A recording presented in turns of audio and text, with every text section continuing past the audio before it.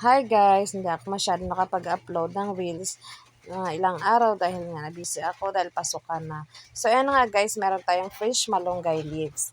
Dahil ngayon, tuturuan ko kayo kung paano gumawa ng malunggay extract para sa ubo ng ating mga baby. So dahil nga alam nyo guys, sa mga anak ko, asthmatic talaga yan silang dalawa. Dati sa panganay ko, halos buwan-buwan akong nagpapadoktor. Pero nung na-discover ko pala tong malunggay, ito ay very healthy, tapos antioxidant, at mabisa pala siyang gamot sa asthma.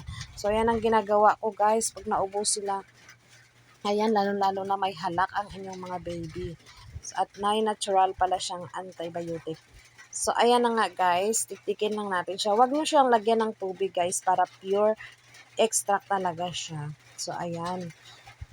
Durugin lang natin siya ng durugin.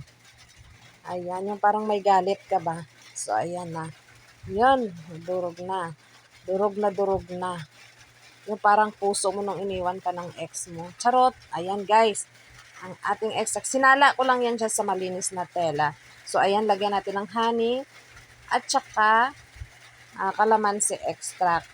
Dahil medyo mapakla ang malunggay, so mas maganda pag may honey, at ang honey ay mabisa din niyang gamot sa ubo.